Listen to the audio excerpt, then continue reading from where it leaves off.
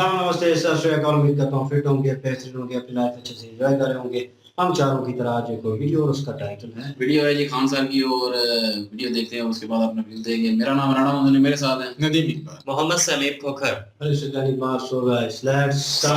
मारा चीन का पावर प्रोजेक्ट उड़ा दिया यहाँ पे, कहा कोई चाइना की सड़क नहीं रहेगी, कोई पाकिस्तान की सेना, पाकिस्तान के हेडक्वार्टर पे कब्जा कर लिया सब, कल का हेडक्वार्टर पे कब्जा कर लिया सर। ये मारते हैं सब ना, तो आपका जख्म बहुत गहरा देते हैं, लेकिन कभी भी ये भाषा खराब नहीं करते हैं, याद रखिएगा।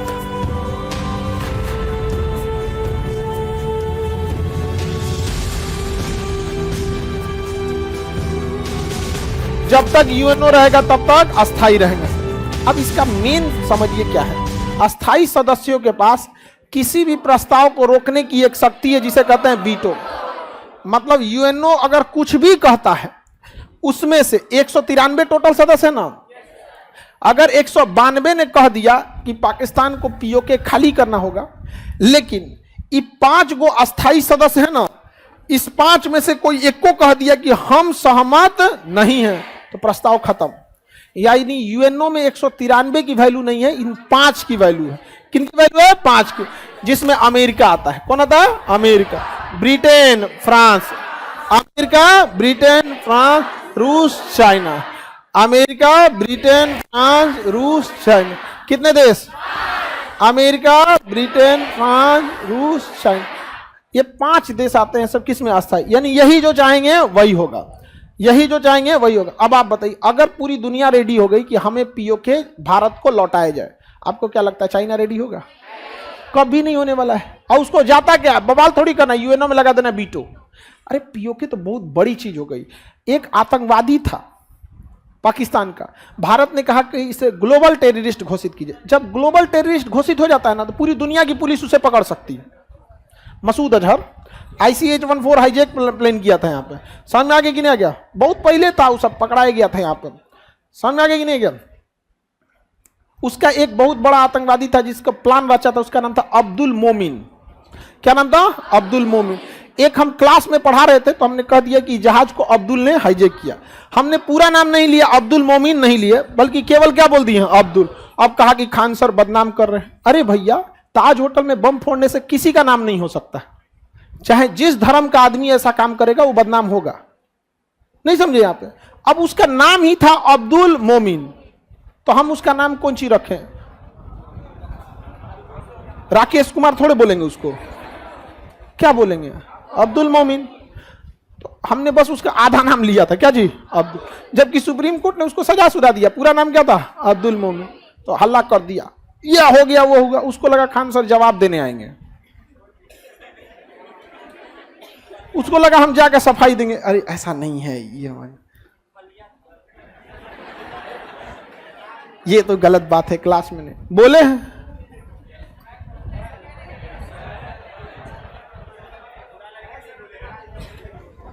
भाई उसका नाम ही है तो हम बोले हैं, अगर ना हो तो हाँ, तो अब्दुल कलाम को भी आदमी कलाम साहब बोल देता है, तो आधा ही नाम बोलता है वहां पे। तो उसी को, आतंकवादी को भारत ने कहा इंटरनेशनल आतंकवादी घोषित कीजिए, क्या कि पूरी दुनिया चाहे तो इसे पकड़ सकते हैं।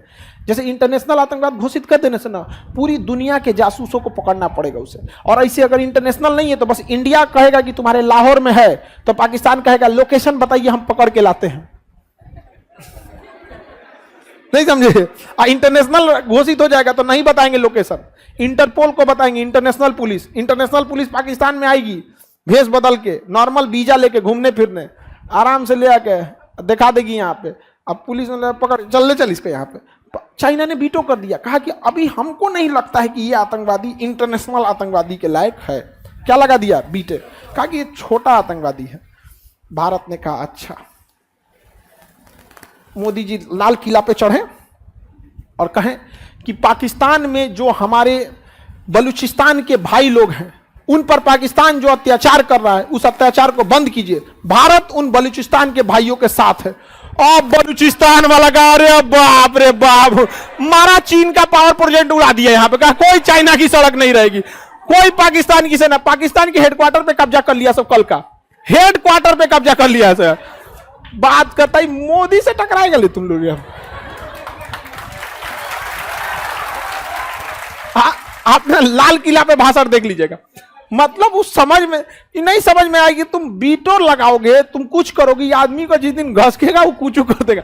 लाल किला पे चढ़ के बोल दिया, पाकिस्तान छाती पीटा। यार ये कैसे कोई प्रधानमंत्री कर सकता है? यहां पर नहीं समझ में आएगा। ये आया था पाकिस्तान का बिल्लो रानी, क्या नाम था, Bilawal Bhutto,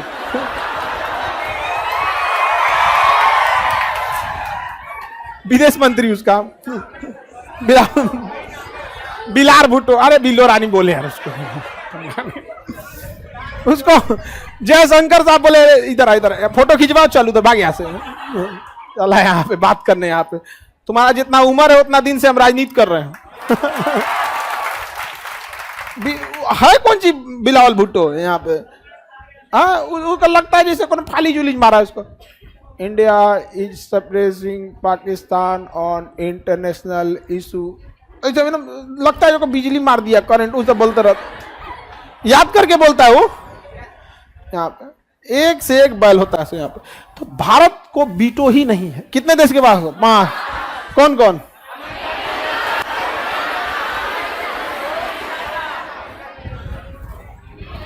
America, Britain, France, रूस, चाइना। समझ में आ गया कि नहीं आ गया? अब भारत के पास बीटो है। अच्छा बता, अभी कितने सदस्य हैं? 193। फिलिस्तीन अगर यूएनओ का सदस्य बन जाएगा तो यूएन को देश बचाने जाएंगे उसे, लेकिन इजराइल बनने देता है नहीं। क्यों? इजराइल के पास तो बीटो नहीं है। अमेरिका लगा देता। कौन लगा देता? अमेरिका। और वही अमेरिका का राष्ट्रपति बराक ओबामा मोदी से कहता है कि आपके यहां मुसलमानों पे या माइनॉरिटी पर वो होता है। अरे तुम्हारा देश फिलिस्तीन पर बम गिर सके इसलिए बीटो लगाता है। नहीं समझ में आएगा? फिलिस्तीन को बर्बाद कर देता है अमेरिका। और फिर रमजान में रोजा खोलने के लिए ना अमेरिका ब्रेड और पैक करके ले जाता है, आप सहरी कीजिए, रोजा खोलिए। इनकी एक बहुत बड़ी चाल होती है, ये मारते हैं सब ना तो आपका जख्म बहुत गहरा देते हैं, लेकिन कभी भी ये भाषा खराब नहीं करते हैं। याद रखिएगा। हम बिहार वाले जानते हैं काहे बदनाम हो गए? हम लोग ज्यादा गुंडाई नहीं किए, हल्ला ज्यादा कर दिया। तोरा देख लेंगे, ऐसा मारेंगे, धुआं धुआं हो जाए, ये हो जाएगा। अरे कुछ नहीं करेगा रे तुम यहाँ पे। नहीं, अरे यहाँ लड़का झगड़ा करता है ना, कहता है तोरा देख लेंगे, चल यहाँ पे। नहीं समझ में आया? एक से एक रहता है सब यहाँ पे। एगो लड़का था, लड़की को बहुत मतलब परेशान कर रहा था। हम ओका समझाएं कि बाबू तो शांति से रह जाओ। वो कहा कि अरे शांति से रह जाएंगे, वहीं उठ गया। अभी है अंदर 22 का मैटर है, जाओ सोचा तो 22-23 चल रहा है यहाँ पे। अब ऐठोगे तो आदमी, हमरा कौन चीज आता है भैया, कोनो ना कोनो बेचे का मिलेगा वहां। नहीं समझ में आया? आप लोग बने रहेंगे और आप लोग को कह दिया जाएगा कि कोई भाई इस तरह से डिस्टर्ब, आप छोड़िएगा। हाँ, तो हम लोग किसमें बर्बाद हो गए? बहसबाजी, भाषा में। और अमेरिका वगैरह ये नहीं करता है। मारा सब किसको? फिलिस्तीन को। इजराइल को सारा हथियार दिया, फिलिस्तीन, ये अमेरिका। अब फिलिस्तीन को कहता तुम सहरी करो, रोजा खोलो, बस वही होता है। हर जगह तो यही होता है। आगे बढ़ जाए। वाकई जी बात खान सर की बिल्कुल ठीक है। और वीटो पावर जिसके पास भी होती है ना तो वो उसका इस्तेमाल कर सकता है। और वाकई ये पिछले दिनों मैंने सुना था कि जो मसूद अजहर, बहुत पुरानी बात है, मसूद अजहर जो है वो, उसको इंडिया ने जो है वो दहशतगर्द, इंटरनेशनल दहशतगर्द घोषित किया था। और लेकिन चाइना ने जो है वो उसके मुखालिफ जो है वोट दिया था, और वीटो पावर होने की वजह से फिर वो नहीं हो सका था। और इस तरह काफी सारे और भी दहशतगर्द थे जो जिनके बारे में ये सारा कुछ कहा गया था।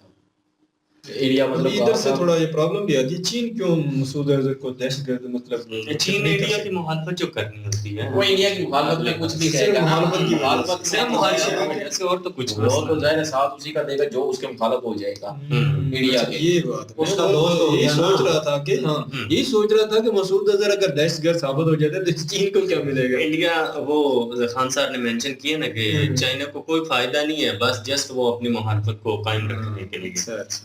और इसी तरह जो है वो इंडिया ने फिर कहा कि बलूचिस्तान में जुल्म हो रहा है, बलूचिस्तान में जुल्म, ये वीटो पावर नहीं थी और इसलिए वो कबूल नहीं हो सकी। लेकिन ये है कि उसके अलावा वो अमेरिका के पास थी, वो फलस्तीन पे जो पहले खुद मरवाया फलस्तीन को, फिर वही बात सहरी देने आ गया। बराक ओबामा ने कहा कि मुसलमानों पे जुल्म होता है, मिनॉरिटी पे जुल्म होता है इंडिया में। ये बहुत बड़ी एक तो वो उस वक्त नहीं देखा जब वो खुद हुकूमत में था और फलस्तीन पे जुल्म करता था, उस वक्त उसको मुसलमान नजर नहीं आ रहे थे। तो बात यही है कि खुद अपने मकासद भी वही काम किए और उसी के खिलाफ फिर दूसरों की मुखालफत में खड़े भी हो गए, तो ये चीज़ अच्छी नहीं होती। या तो खुद वो काम ना किए हों लोग किसी ने, तो फिर वो दूसरे पे तनकीद करे तो फिर बंदा लगता भी है चलो ठीक है, खुद नहीं उसने ये काम किए, लेकिन खुद भी किए और तनकीद भी की, ये अच्छी बात नहीं है। समझ से ये समझ से वाकिफ बाहर है। और खान साहब ने जो है वीडियो बहुत अच्छी क्रिएट किया और एक बात समझाई है कि वीटो जिसके पास है वही जो है वो उसका एक भी जो बयान होता है ना, वो जब तक मुखालफ एक भी हो गया वीटो में से तो वो पास नहीं होता। ये इसका पांच मेरे को नहीं कंट्री बताए, मेरे को इसका पता नहीं था वैसे। 193 एक साइड पर और 5 कंट्री एक पांच साइड। कंट्री का एक भी कंट्री अगर उससे मुतफिक नहीं है तो नहीं होगा। 193 चीन भी है। अगर किसी चीज में मुतफिक होना है तो उन 5 कंट्री को मुतफिक होना है, बाकी बेशक मुतफिक हो या ना हो। बिल्कुल।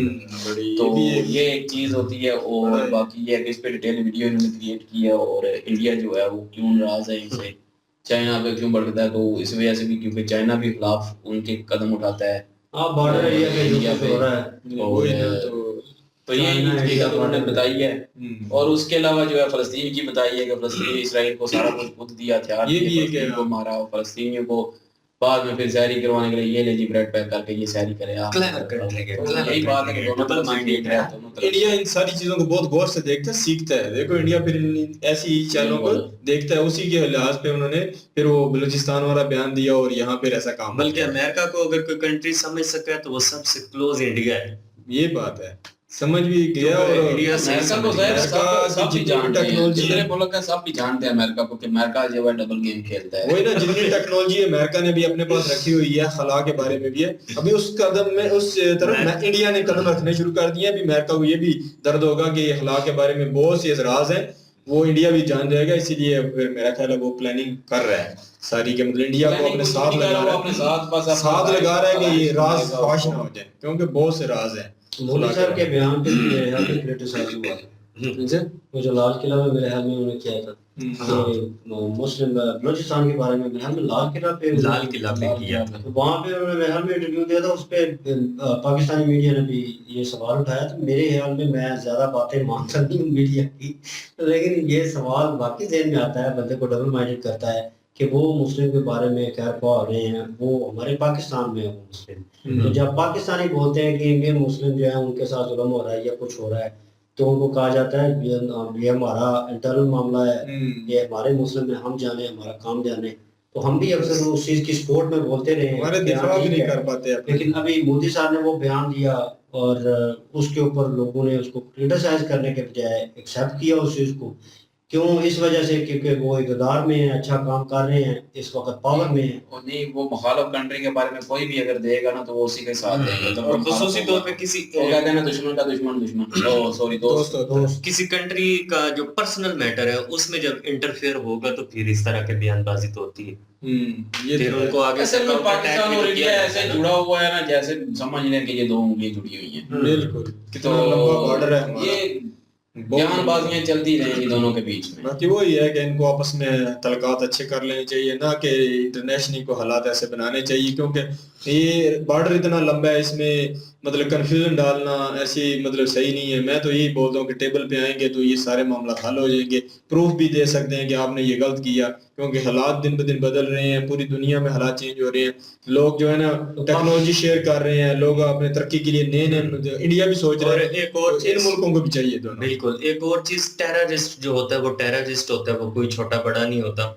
तो उसको पूरी दुनिया को ही चाहिए कि उसको ग्लोबल टेररिस्ट करार दिया जाए, चाहे वो छोटा हो या बड़ा हो, क्योंकि वो छोटा है या बड़ा है, नुकसान तो वो एक जैसे ही करता है ना। अब इतना बड़ा जो टेररिस्ट है जी, अजहर मसूद नाम बताया, मसूद अजहर, अच्छा मसूद अजहर, तो किसी कंट्री में जाके उसने पूरे प्लान को हाईजैक कर लिया, तो ये छोटा टेररिस्ट ये काम कर सकते हैं। बस वो चीन की वो मुखालफत में 9/11 को ले ले, उसमें उन्होंने प्रॉपर्ली मतलब उनकी जाके ज्वाइन किया एयरफोर्स को, प्रॉपर इंटरव्यू दे के ज्वाइन हुए हैं, उसके बाद उनको जॉब मिली है, फिर उन्होंने प्रैक्टिस करते रहे, फिर वो उसके बाद बड़े तैयार किस तरह मतलब उन्होंने हैंडल कर लिया और किस तरह वो इंटरव्यू ने दिया, और उनके पास डिटेल नहीं थी।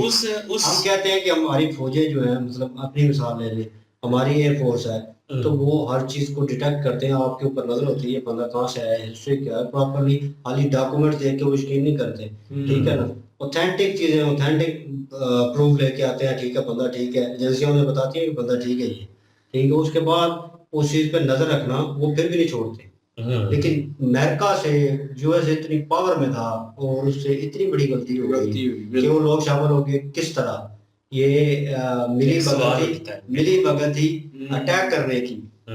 उसके बाद उन्होंने अफगानिस्तान में अटैक किया था मेरे ख्याल में 9/11 के बाद, 9/11 तो उसके बाद अमेरिका ने अफगानिस्तान पे अटैक किया।